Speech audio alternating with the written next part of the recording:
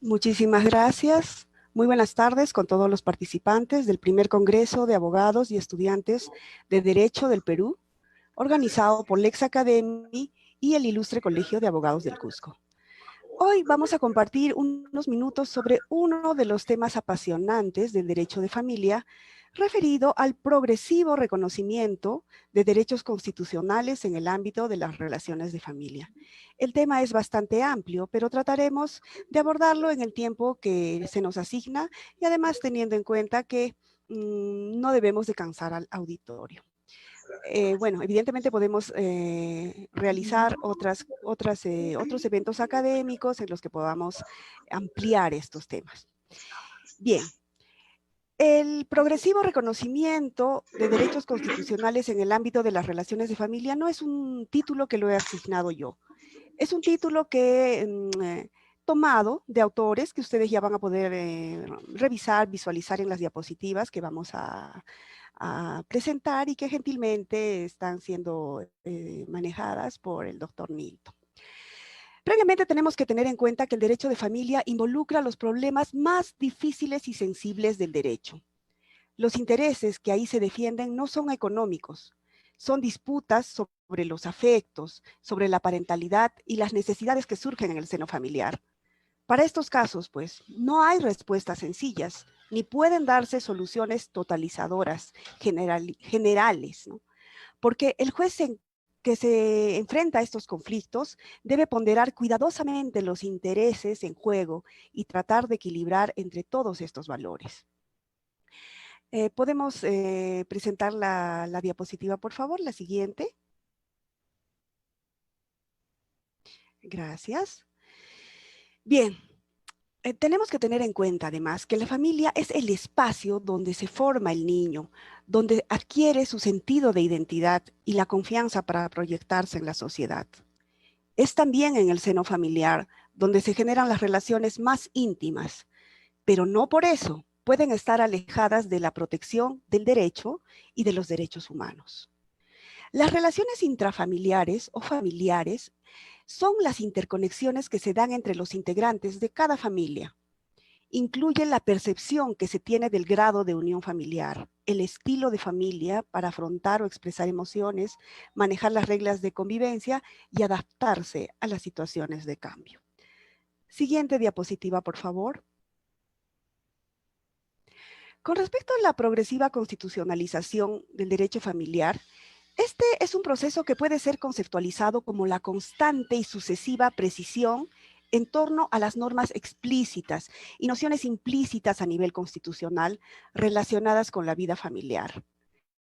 La incorporación de una serie de instrumentos internacionales de derechos humanos que incluyen disposiciones pertinentes para la regulación de la vida privada y familiar, y a los que se ha reconocido jerarquía constitucional, así como el desarrollo de jurisprudencia en la materia emanada de los órganos nacionales competentes para llevar a cabo el control de constitucionalidad.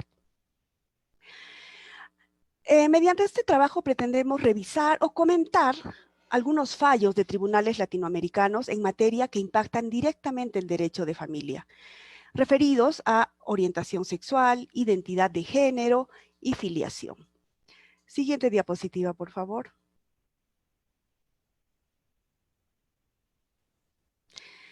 Bien, cuando hablamos de constitucionalización de las relaciones de familia, bueno, efectivamente, tiene una relación con lo que es el progresivo reconocimiento de los derechos constitucionales, porque en realidad esta constitucionalización está en una etapa incipiente, ¿ya? Recién estamos tomando conciencia de la importancia de relacionar a las relaciones, valga la redundancia, de familia o al derecho de familia con los derechos humanos o con el derecho constitucional. Sobre este tema de la constitucionalización de las relaciones de familia, tenemos que más o menos a partir de la década de 1990 e inicios de los 2000, impulsado por una ola de reformas constitucionales, las constituciones latinoamericanas comenzaron a reconocer una serie de principios y reglas y obligaciones aplicables directamente a las relaciones de familia. Entre otros, reconocieron principios como el de protección integral de la familia, los derechos y deberes de los padres para con los niños, la igualdad entre hijos nacidos tanto dentro como fuera del matrimonio. Y además, algunas constituciones reconocieron los derechos de los padres a elegir la educación de sus hijos, así como la inviolabilidad del hogar y la intimidad de la vida familiar. Siguiente diapositiva, por favor. Estas normas crearon un panorama de 3 modelos de concepciones constitucionales de familia. Bueno, ustedes las pueden ver ahí, diferenciadas obviamente, ¿no? Un modelo restrictivo de familias naturales en que solo hombres y mujeres son reconocidos como aptos para contraer entre sí matrimonio o entrar en relaciones civiles de facto. Un modelo intermedio donde la Constitución entrega protección a todas las formas de familia, pero solo reconoce el matrimonio entre un hombre y una mujer. Y un modelo amplio donde la Constitución establece un mandato amplio de protección integral de la familia, manteniendo espacio para todos los tipos de familias, matrimonio o relaciones civiles. Siguiente diapositiva, por favor.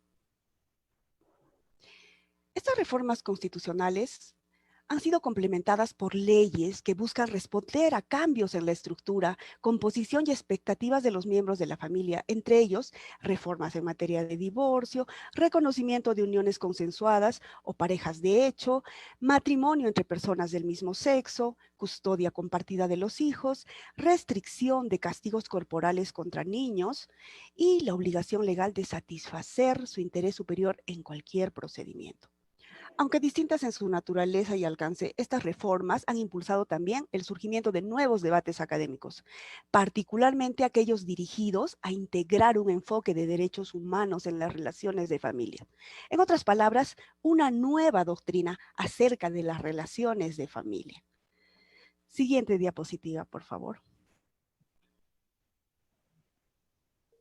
En efecto, como consecuencia de lo que estamos señalando, una parte creciente de la doctrina ha comenzado a prestar atención al análisis de la forma en que las constituciones definen y regulan la vida familiar.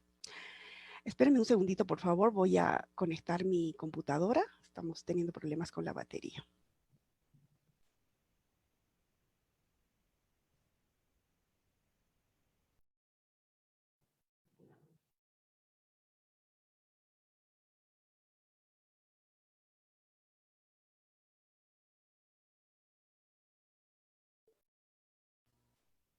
Muchas gracias, ¿se me escucha?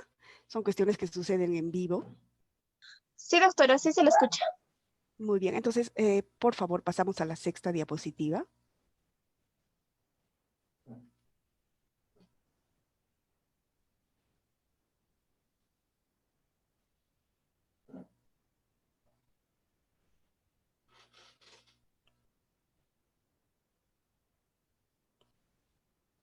¿Sí? ¿Podemos pasar a la sexta diapositiva? O la siguiente. Bueno.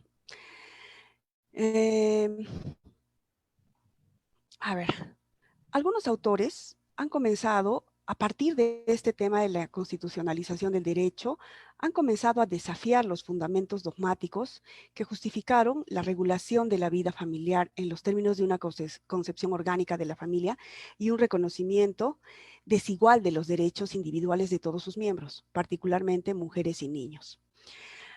Hay trabajos dentro de la doctrina que destacan el impacto de las reformas constitucionales en la regulación de las familias, en el derecho civil y en el derecho de familia.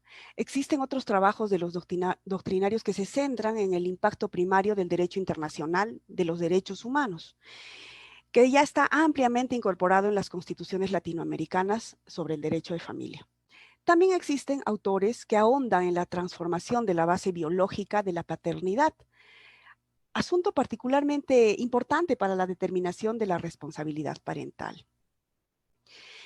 Bien, esas inquietudes académicas a partir de una posición crítica en el sentido de que el derecho de familia no estaba avanzando acorde con el avance de la sociedad, de las relaciones en las familias y también de la biomédica, de las técnicas de reproducción asistida, originaron transformaciones en la asignación de los derechos de los padres en la región, en nuestra región de Latinoamérica, ¿no? Estimuladas en gran medida por las uniones o matrimonios de personas del mismo sexo, como les dije, por las técnicas de reproducción asistida, basada en la aparición de nuevas configuraciones de familias reconocidas por la ley, así como por el incremento en el uso de tales tecnologías. Es así que parte de la doctrina ha sustentado el abandono de la mera paternidad biológica. Y bueno, adoptando un rumbo similar al de configuraciones actuales de paternidad en Inglaterra, en Gales y en el sistema europeo de derechos humanos, estos autores especialistas en derecho constitucional de familia han recomendado un cambio de la concepción tradicional de la paternidad natural, biológica, adoptiva. En el caso de las técnicas de reproducción asistida, dicha situación parece sugerir el reconocimiento de un tipo de paternidad derivada de lo que se llama voluntad procreacional. Igualmente, en algunos estudios se han enfocado en las transformaciones dogmáticas desarrolladas a propósito de la autonomía de los niños, el ejercicio de sus derechos y la incorporación de su interés superior como la consideración primordial en todos los asuntos que los pudiese afectar. Estos trabajos van desde un análisis de la incorporación en la Convención sobre los Derechos del Niño en cada legislación nacional, pasando por una crítica por parte de las interpretaciones constitucionales prevalecientes sobre la autonomía moral y política de los niños, hasta el intento de depurar el significado y el uso interpretativo de ese denominado mejor interés o interés superior del niño. Y bueno, existen ciertas diferencias y posiciones. Sin perjuicio de ellas, estos autores han defendido la posición legal y moral que considera a los niños como titulares de derechos y que estos derechos establecen límites a la autoridad estatal y parental y que los niños tienen una autonomía progresiva o dinámica, así como que sus voces deben ser escuchadas y consideradas. Finalmente, en el ámbito de los derechos y deberes parentales, la nueva doctrina del derecho de familia ha proporcionado un apoyo sustancial en las transformaciones, tanto legales como jurisprudenciales, entregando una distribución más igualitaria en la crianza de los hijos. En algunos casos se ha enfocado en las justificaciones históricas a favor de la familia orgánica, destacando las relaciones de poder ejercidas por los hombres sobre mujeres y niños. En otros casos, la nueva doctrina se ha concentrado en la necesidad de reconocer instituciones legales que podrían fortalecer la corresponsabilidad entre los padres, como la famosa custodia compartida, así como también sobre los efectos del divorcio y de la separación, tanto en los cónyuges como en los niños. Siguiente diapositiva, por favor. Bien. La constitucionalización de las relaciones de familia es, en cierto modo, una extensión de una forma específica de interpretación constitucional. Esta emergente constitucionalización de las relaciones de familia en América Latina se puede observar en fallos clave dictados por tribunales constitucionales sobre 3 cuestiones con impacto directo en el derecho de familia. Ahí los pueden observar. Son la orientación sexual, la identidad de género y la filiación. Estas resoluciones que vamos a comentar se dieron en Argentina, Brasil, Chile, Colombia y México y nos proporcionan una mayor comprensión sobre la materia. La doctrina en general sobre estos temas ve tanto a la legislación como a los precedentes constitucionales de estos países mencionados como buenos ejemplos de la evolución de la constitucionalización del derecho de familia, pues en las últimas décadas estos países han desarrollado una concepción constitucional de justicia que ha influido en la regulación de las relaciones familiares en esos países. En ese sentido, bueno, existen muchas, pero hemos seleccionado algunas, ¿ya? Y bueno, ya para ampliar, quien guste me puede enviar alguno de mis redes y yo le envío mayor información a las personas que les pueda interesar revisar mayores fallos, ¿no? Bien, estamos hablando de temas de identidad de género, de filiación, ¿no? De esos temas que es necesario abordarlos, no solo desde un punto de vista legal estricto, parametrado, sino de un punto de vista superior, a la luz de los derechos fundamentales contenidos en las constituciones de cada país. En ese sentido, Argentina parece liderar los principales debates doctrinarios en derecho de familia, con una constitución promulgada en 1995 y de hecho con la legislación civil más moderna de la región, ¿no? Todos sabemos que cuenta con un Código Civil y Comercial que entró en vigencia el año 2015. México como Brasil, como ustedes saben, son naciones federales y por tanto presentan una diversidad especial de leyes civiles. Aunque el Código Civil Federal se remonta a 1928 y su Constitución a 1917, posee por lo menos unos 20 códigos civiles locales, los cuales coexisten en esa legislación. Esta situación hace que el estudio de la ley mexicana sea singularmente complejo, por lo que el precedente que emana de la Suprema Corte de ese país en asuntos constitucionales es de especial utilidad en la unificación de criterios. Además, en los últimos años esta Corte ha emitido sentencias que reinterpretan las reglamentaciones civiles del Estado en particular, proporcionando una mayor comprensión sobre la materia. Colombia, desde 1991, goza de una constitución que funciona en concierto con un código civil todavía de 1887. Esto se complementa con algunos de los precedentes constitucionales más abundantes y ricos del continente. Los pronunciamientos de su Corte Constitucional son objeto de estudio, revisión y análisis por parte de expertos. Y bueno, finalmente hablemos de la Constitución brasileña de 1988, que es más antigua que el Código Civil de dicha nación, que data del año 2003. Brasil ha desarrollado un sólido precedente judicial sobre igualdad y no discriminación por motivos de orientación sexual y en asuntos matrimoniales y parentales. Siguiente diapositiva, por favor. Bien, hablemos ya de cada tema y comentemos esos famosos fallos a los que hice referencia precedentemente. Sobre orientación sexual, a ver, comenzaremos comentando las decisiones constitucionales en relación con el rol que juega la orientación sexual en el proceso de reconocimiento de las relaciones de familia. En ese sentido, les comentaré acerca de algunos fallos sobre la constitucionalidad de las restricciones para contraer matrimonio en Colombia, Argentina, México y Chile. Los tres países cuentan con decisiones sobre la constitucionalidad de las leyes impugnadas abordando el fondo de la cuestión. Ese no es el caso de Chile.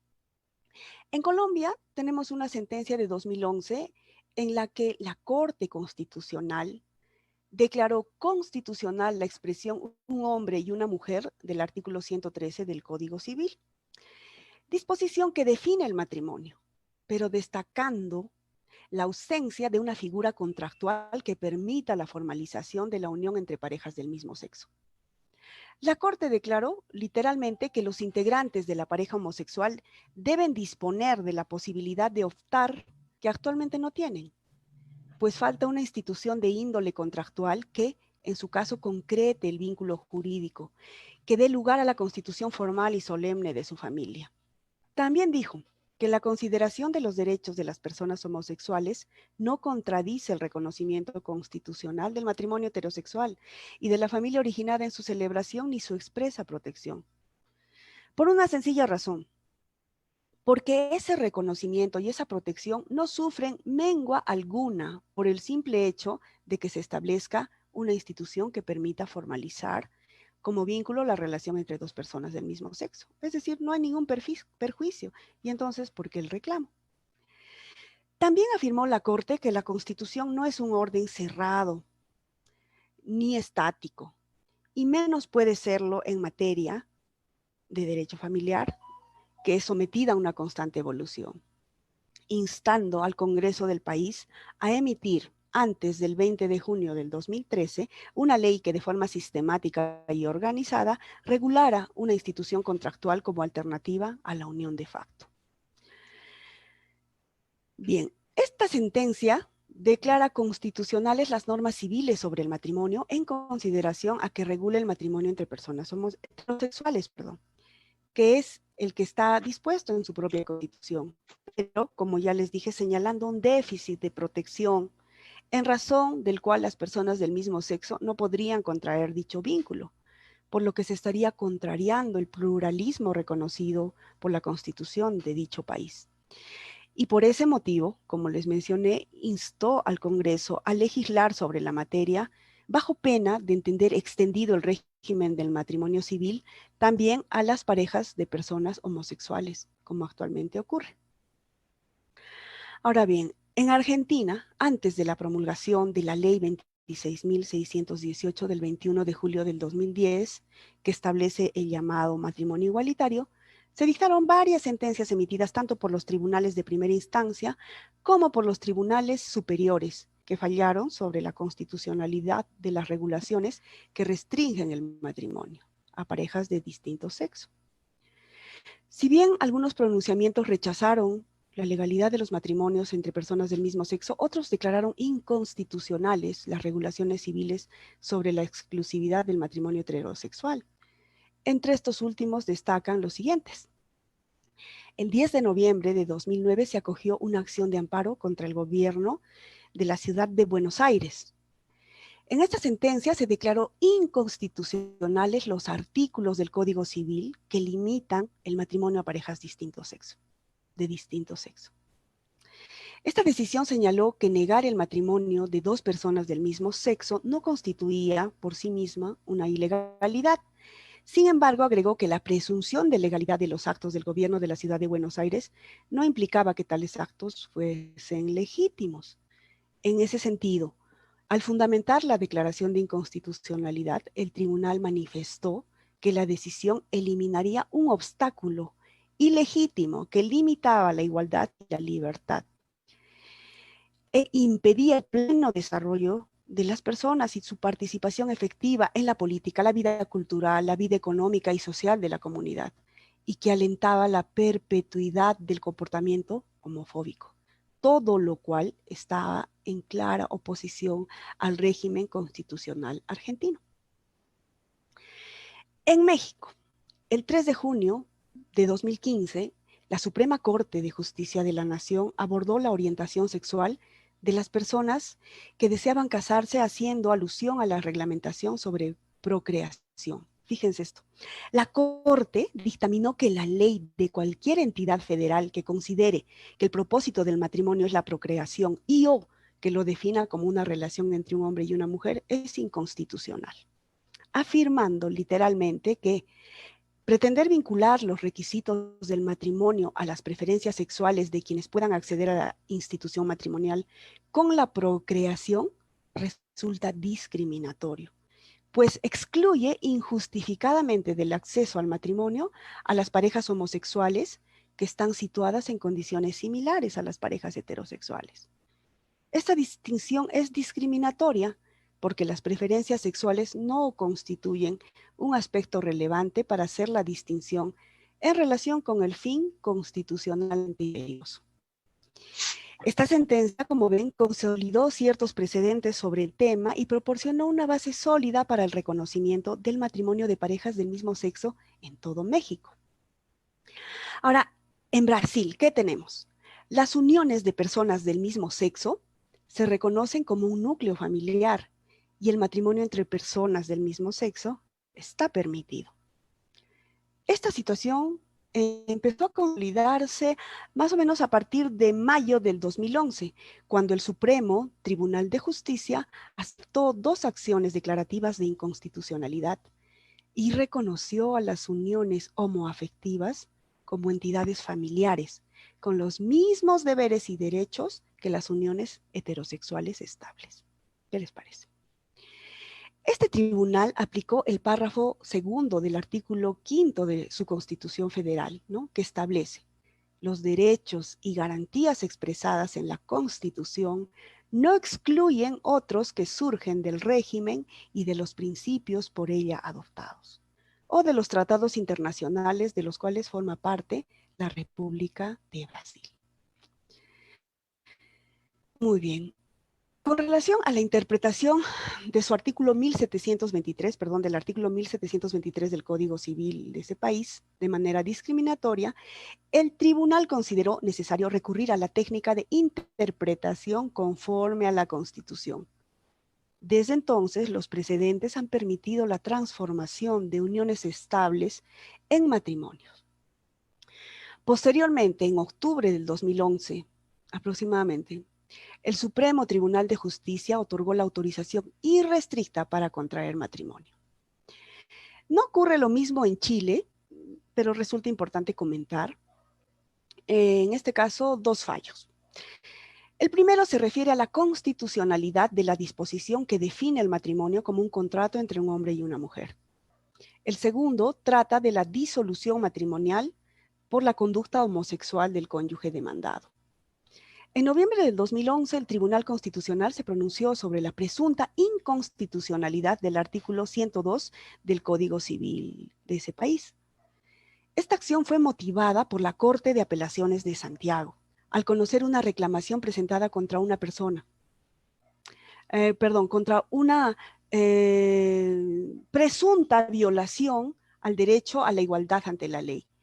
Se alegó que el incumplimiento de este derecho se produjo después de que un funcionario del registro civil se negó a conceder fecha para que dos hombres se casaran, como también a inscribir dos matrimonios de personas del mismo sexo que habían contraído sus nupcias en el extranjero, ¿ya? Uno en Argentina y otro en Canadá.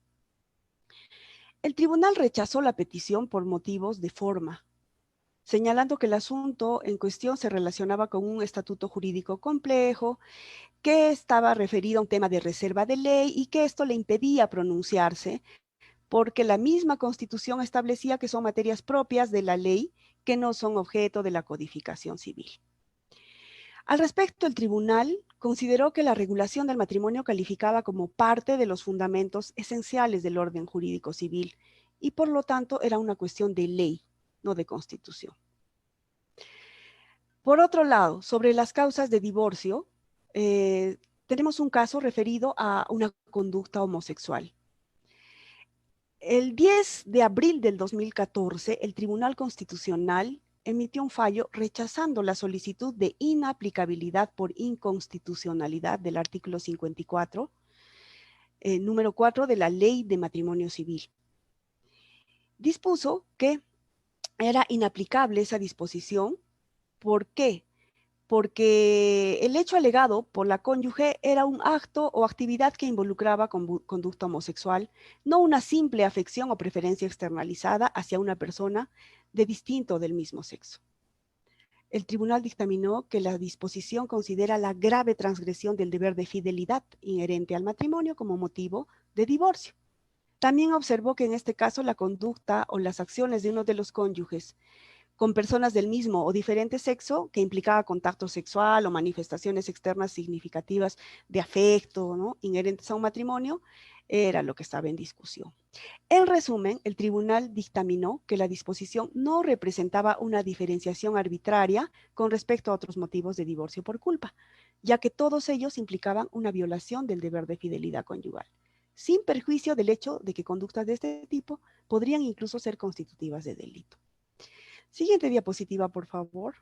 No, perdón, continuamos. Es importante en este caso referirnos a la opinión consultiva 0C-24 del año 2017 de la Corte Interamericana de Derechos Humanos, que implica un paso trascendental en el reconocimiento de los derechos de la comunidad LGTBI, especialmente en el concepto de familia diversa. Bueno, pese a distintos lineamientos, concepciones filosóficas e incluso religiosas y sociales, la Corte Interamericana de Derechos Humanos, mediante su función consultiva, dejó atrás viejos preceptos y fue más allá de las interrogantes planteadas por el Estado de Costa Rica. Es importante tener en cuenta que sobre las opiniones consultivas, ¿no?, la Corte Interamericana de Derechos Humanos ha manifestado que estas no poseen efecto vinculante. Pero también es cierto que en el desarrollo de las distintas opiniones consultivas se le han atribuido otras funciones como la función interpretativa, la función preventiva y la función de guía de actuación de los estados en la protección de derechos humanos. Por tanto, posee efectos jurídicos innegables, ¿no? Y por ello, y siendo pertinente, es que estamos considerando a esta opinión consultiva. Bien. Hay un micrófono prendido. Bueno, ¿me escuchan bien? Sí, doctora, se le escucha bien. Ya, perfecto, gracias. Bien, esta opinión consultiva ha despertado críticas y se considera que la Corte Interamericana de Derechos Humanos incluso incurrió en vicio extrapetita, ya que la consulta del Estado costarricense se centraba principalmente en la interpretación de la protección contenida en la Convención Americana sobre el reconocimiento del cambio de nombre de las personas, de acuerdo con la identidad de género, como también solicitó la interpretación con respecto al reconocimiento de los derechos patrimoniales derivados de un vínculo entre personas del mismo sexo. Al respecto, la Corte estimó que la protección de estos derechos trasciende las barreras patrimoniales, proyectándose así a todos los derechos humanos reconocidos a las parejas heterosexuales.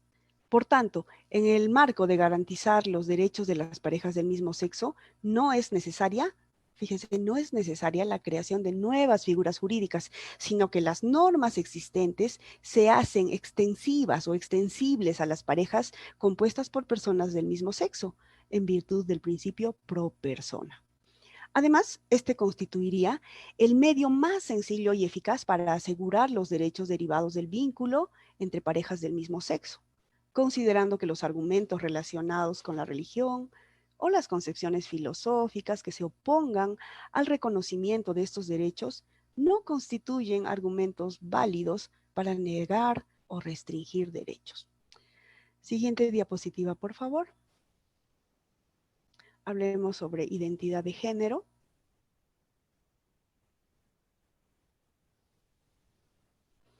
Muy bien.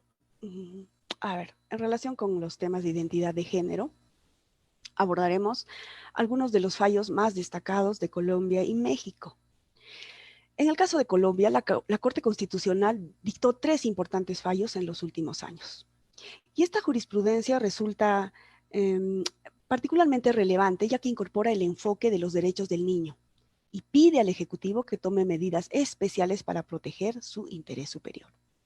Así tenemos que en sentencia del 16 de julio del 2013, la Corte examinó un caso en el que no se había registrado el estado intersexual de un bebé recién nacido. En el certificado de nacimiento no existía tal situación, porque este espacio fue dejado en blanco. Esta falla impidió que el niño se registrara en la oficina del registro civil y, como consecuencia de esto, que pudiera recibir beneficios del sistema subsidiado de seguridad social. La Corte declaró que la exigencia de señalar el sexo masculino o femenino del recién nacido en la parte genérica del certificado de nacimiento es legítima y necesaria, pero que la determinación del sexo no puede ser un obstáculo para el ejercicio del derecho a la personalidad jurídica, no existiendo ninguna razón constitucional que justifique que bebés y niños cuyo sexo no pueda ser identificado al nacer no sean registrados y permanezcan ocultos frente al Estado y la sociedad. La Corte, pues, dictaminó que la denegación de atención médica o la demora injustificada por parte del sistema para satisfacer las necesidades de los niños, especialmente de los jóvenes intersexuales, es reprochable. Ignora sus derechos fundamentales y es inconstitucional cuando se basa en la ausencia de registros de nacimiento. En segundo lugar, tenemos a la sentencia del 28 de agosto del 2014, en la que la Corte emitió un fallo sobre la situación de un recién nacido que, de acuerdo con el diagnóstico médico, presentó una ambigüedad sexual. El bebé se registró inicialmente como mujer. A la edad de 5 años, sus padres cambiaron su nombre por uno masculino y a los 6 años iniciaron un proceso para cambiar el sexo del niño a varón, buscando intervención quirúrgica, con lo que el niño supuestamente estuvo de acuerdo. Se pidió a la Corte que interviniera a la luz de la demora de las autoridades de salud pública para autorizar esa operación. La Corte concluyó que el niño gozaba de autonomía y que sus preferencias debían tenerse en cuenta, por lo cual no era procedente el consentimiento sustituto de los progenitores para ser operado. No obstante, lo manifestado, la Corte dictaminó que el consentimiento del menor de edad por sí solo no era una razón suficiente sobre la cual el tribunal podría ordenar a un centro de atención médica a realizar la cirugía de adecuación o asignación de sexo. Sostuvo la Corte que para que se emitiera una orden de ese tipo debía existir un diagnóstico correcto, que estaba ausente en ese caso. Por tanto, afirmó que el sistema de salud había violado el derecho del niño a una identidad sexual, a la atención médica, el derecho a un diagnóstico y a una vida digna, fallando contra tal centro médico por no adelantar prioritariamente la evaluación del caso y no tomar oportunamente las medidas necesarias para que el proceso de reasignación de sexo que deseaba el menor cumpla con un consentimiento informado, cualificado y persistente. Y para finalizar con Colombia, el 13 de enero de 2015 la Corte abordó la naturaleza de los procedimientos necesarios para corregir la identidad de género de una persona. ¿Qué ocurre? Una persona que se había sometido a una cirugía de cambio de sexo solicitó un cambio de nombre y sexo en los registros de nacimiento existentes y otros documentos de identidad.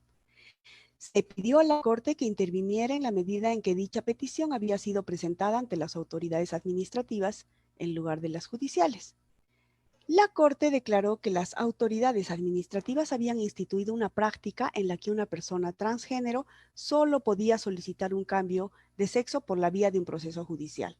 Jurisdicción voluntaria es lo que se llama. Y señaló que esto puede erigirse en un obstáculo adicional a los que ya se presentan las personas transgénero para lograr ser reconocidas y aceptadas como tales por el resto de la sociedad. ¿Y por qué? Porque un proceso judicial, como todos sabemos, requiere de una persona que actúe, requiere que una persona actúe por medio de un abogado, lo que en algunos casos se transforma en una barrera de acceso. En ese sentido, consideró la Corte que representa un trato discriminatorio respecto de las personas transgénero que formulan la misma pretensión, incluidos los cambios introducidos mediante escritura pública firmada ante un notario. Con respecto a México, tenemos la sentencia del 18 de enero del 2019, que se refiere a una solicitud de modificación del nombre y el género. El individuo había sido criado, educado y legalmente registrado como hombre, aunque al nacer presentaba órganos sexuales externos ambiguos. Sin embargo, a lo largo de los años, sus características sexuales secundarias se habían desarrollado y presentado como las de una mujer. ¿Qué resolvió el tribunal? En primera instancia declaró u ordenó al registro civil enmendar el registro de nacimiento por medio de una anotación al margen. ¿Qué les parece? Así como anotar un nuevo nombre femenino y un nuevo género. Esto no fue considerado por el juez porque éste manifestó que era innecesario modificar los registros originales, ni ordenó publicación o certificación del estado del solicitante. El peticionario interpuso un recurso de amparo directo alegando la inconstitucionalidad del artículo 138 del Código Civil del Distrito Federal que establece el procedimiento de corrección de los registros de nacimiento mediante anotaciones en el margen.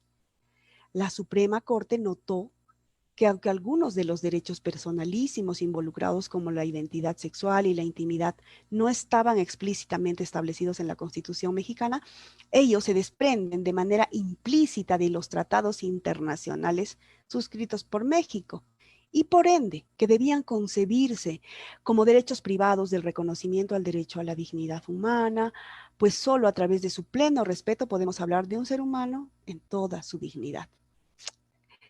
La Suprema Corte declaró inconstitucional la disposición y observó que si bien la disposición proporcionaba un medio para enmendar el certificado de nacimiento en términos de nombre y sexo, el hecho era que al limitar tales correcciones a una anotación en el margen, dada la naturaleza pública de dicho cambio, la ley constituía una injerencia en la vida íntima y privada, ya que se insistía en exteriorizar en muchas de sus actividades la condición anterior, ¿no? Porque era público, lo que a su vez genera eventuales actos discriminatorios, pues obviamente en una sociedad que todavía no evoluciona, tanto en aspectos laborales o en las propias relaciones sociales.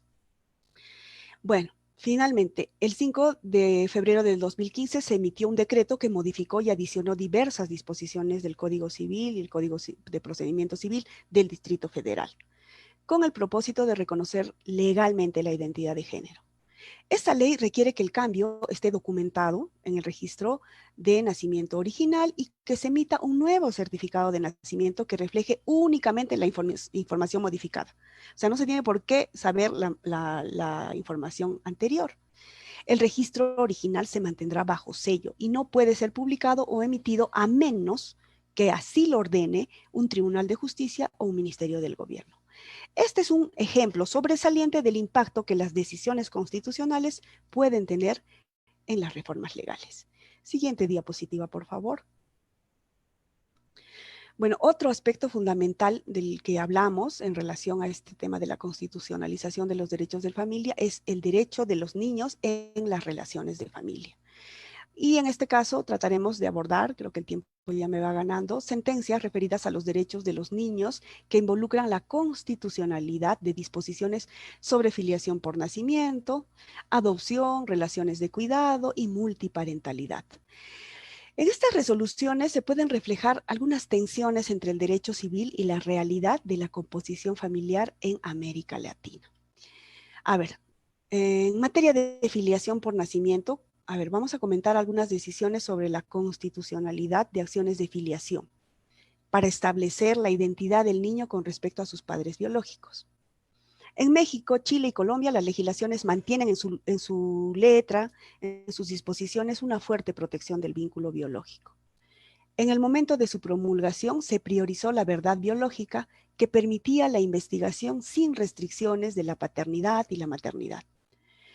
La realidad material ha reemplazado esta dependencia de los vínculos biológicos o genéticos, poniendo el acento en los vínculos afectivos y sociales, cuya preservación en algunos casos puede resultar más relevante que la verdad biológica revelada en una prueba de ADN. Esta información, pues, solo identifica a la persona formalmente, identidad formal, y falla notablemente al reflejar otros aspectos individuales y sociales, identidad material, ¿no? Entonces, también a esto se denomina identidad estática e identidad dinámica.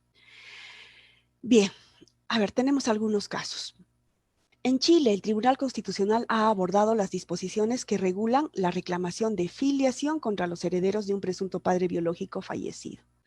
La primera sentencia sobre la inconstitucionalidad de las normas referidas a la filiación data del 2009, cuando se resolvió la no aplicabilidad del artículo 206 del Código Civil. La formulación literal de la disposición limita la posibilidad de presentar una reclamación de filiación contra los herederos del presunto fallecido padre o madre, o en los casos en que haya un hijo póstumo o el padre o la madre fallezca dentro de los 180 días del nacimiento.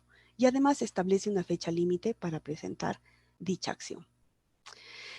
Bien, si tratamos de evitar el uso de un criterio numérico con respecto a los fallos que confirman o rechazan la legitimidad de la disposición con respecto a la Constitución, un procedimiento que podría llevarnos a creer en forma errónea que esta cuestión se encuentra resuelta, podemos observar para ello que el Tribunal Constitucional ha utilizado en general argumentos basados en derechos fundamentales como la igualdad, la identidad, y ha invocado principios como la certeza y la seguridad jurídica. En ese sentido, tenemos que la discusión sobre esta cuestión no está completamente dilucidada a nivel constitucional, ya que existen votos mayoritarios y minoritarios que desde puntos de vista opuestos aceptan o rechazan las alegaciones de inconstitucionalidad del artículo antes mencionado. Vamos a avanzar. Vamos a hablar acerca de...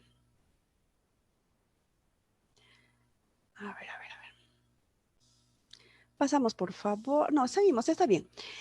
Sobre las relaciones de cuidado. Este tema, porque el tiempo nos gana, estos temas son bastante apasionantes. Hasta el 2013, el Código Civil chileno daba preferencia a la madre al determinar el cuidado personal de los niños, cuando los padres vivían separados. En nuestra opinión, que no es solo mía, sino también de los autores que hemos vuelto a revisar para compartir esta jornada con ustedes, esa disposición sería contraria a los principios del interés superior del niño y la igualdad de los padres. Y fue modificada mediante Ley 20.680, que reemplazó al inciso primero del artículo 225 por un texto que considera el lugar de residencia, de hecho o de facto, del menor, es decir, en el lugar con el cual, o en el cual se encontraba residiendo con el padre que estuviera en el momento de la separación. Otro aspecto importante para hablar acerca de la constitucionalización de los derechos de familia es el caso de la multiparentalidad en Brasil, ¿no? Si bien es cierto que algunos fallos en Brasil y Argentina están allanando el camino a la pluricrianza o multiparentalidad, no se refieren directamente a la constitucionalidad de una disposición, pero abren dimensiones que no se conocían antes. ¿Por qué? Estamos refiriéndonos a admitir que una persona pueda tener más de 2 vínculos filiales. Miren este caso. Un fallo de la octava Cámara Civil del Tribunal de Justicia del Estado de Río Grande reconoció en el año de 2015 la multiparentalidad a raíz de una solicitud de matrimonio conformado por 2 mujeres y un hombre, quienes habían celebrado un pacto de filiación. Los 3 peticionarios se habían comprometido recíprocamente al ejercicio del poder familiar, la herencia, la custodia, las visitas y las obligaciones del sustento de la familia. La Cámara revocó la decisión del Tribunal Inferior que rechazó la solicitud y declaró procedente el pedido de reconocimiento de la multiparentalidad en relación a la hija, debiendo rectificarse el registro civil a fin de que conste también como progenitora a la esposa de la madre, con inclusión de los respectivos abuelos maternos. ¿Qué les parece? Igual, en Argentina tenemos un caso. En el año 2015 se presentaron, bueno, 2 casos en realidad, ¿no? 2 casos ante el registro civil sobre niños nacidos mediante técnicas de reproducción humana asistida en el marco de un matrimonio compuesto por 2 mujeres. La persona que proporcionó el material genético era amiga de la pareja y también desempeñaba el papel de padre. Los niños fueron criados por los 3 adultos. ¿Qué les parece? En ambos casos, el registro civil correspondiente aceptó el reconocimiento ofrecido por el hombre y emitió un nuevo certificado de nacimiento, reflejando un triple vínculo de filiación, ¿no? Eso es impensado en Perú. Y bueno, hablando de Perú, seguimos con la diapositiva y ya vamos terminando. Sí, doctora, llevamos 45 minutos. Perfecto, entonces ya corremos, listo. Estamos en Perú. Ya, bueno, ¿qué les puedo decir? Ya vamos a avanzar. En el Perú, el torno jurídico en torno a la familia y tensiones entre sus actores se simplifican estas 2 concepciones que pueden ver. Hay una concepción tradicional, ¿no? De lo que serían las relaciones familiares y una concepción crítica. Ustedes pueden verlas ahí, ¿no? Entonces, algunos dogmáticos y también incluso, bueno, parte de la sociedad se suscriben a la concepción tradicional. Nosotros nos suscribimos a la concepción crítica, ¿ya? Siguiente diapositiva, por favor. Ya bueno, a ver, en cuanto a la constitucionalización del derecho de familia en el Perú, es necesario que exista un desplazamiento de la concepción jurídica tradicional sobre la familia, ¿ya?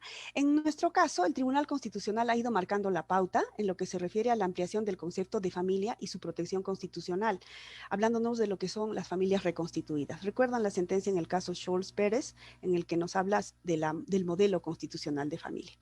Sin embargo, como menciona el doctor Manuel Bermúdez, el hecho de tratar el tema de familias ensambladas o el tema de las mascotas y de darles una consideración especial no es suficiente. Tenemos que seguir avanzando y por ello podemos hacer referencia a estos 2 casos. Ustedes también conocen al caso de los hijos de Ricardo Morán, ¿no? Quienes por técnicas de reproducción asistida fueron digamos, nacieron en los Estados Unidos de América, donde se permite y se da toda una normativa que regula formalmente esta situación, pero que en el Perú no se reconoce y actualmente los hijos de Ricardo Morán no pueden tener DNI, no pueden salir del país porque reniega o observa su petición. Estos niños carecen de apellido materno, porque el padre no puede omitir relevar el nombre de la madre de acuerdo con nuestra legislación. En este caso, como menciona el doctor Paulet, a quien le mando un saludo fraterno, en su artículo publicado en la ley, lo que tiene que hacer pues es recurrir a un proceso constitucional de amparo y esperemos los resultados.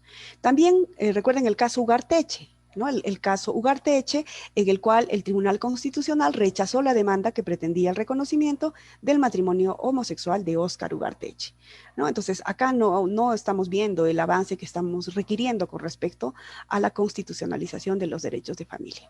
Bien, pasamos a las conclusiones.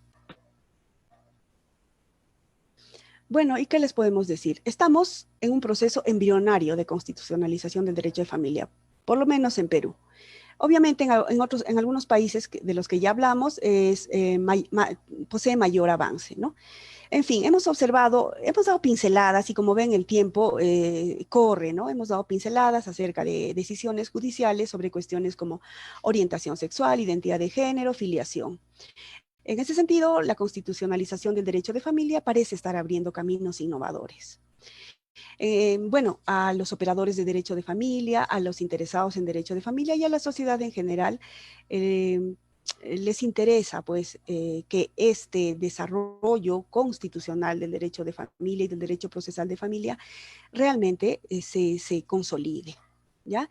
¿Por qué? Porque actualmente en el Perú, con nuestro Código Civil, o en nuestro Código Civil, como menciona también el doctor Manuel Bermúdez Tapia, protegemos a un tipo de familia que ya posiblemente en el avance, ¿no?, del desarrollo de la sociedad y las relaciones sociales familiares ya no se presenta. Ya estamos trabajando con una familia estática en la que se aborda la familia en conjunto. Sin embargo, el hecho de que en el artículo 4 de la Constitución Política del Perú se proteja a la familia no implica que se pase por encima del artículo 2 de la misma. Bien, y bueno, siguiente diapositiva, pues ya terminamos. En este contexto, bueno, la constitucionalización del derecho de familia puede desempeñar un papel primordial en la protección de los derechos humanos dentro de las relaciones familiares. Este proceso puede contribuir, entre otros aspectos, a la incorporación progresiva de las normas internacionales de derechos humanos a la legislación nacional. Eso es lo que pretendemos, esta es una de las investigaciones que estamos realizando y como les dije, hoy hemos podido dar algunas pinceladas, ustedes tienen otro evento y yo también tengo otro evento. Como ya les manifesté, les agradezco nuevamente. Nos encontramos en una próxima oportunidad. Un gusto haber compartido estos temas tan apasionantes con ustedes. Muchísimas gracias.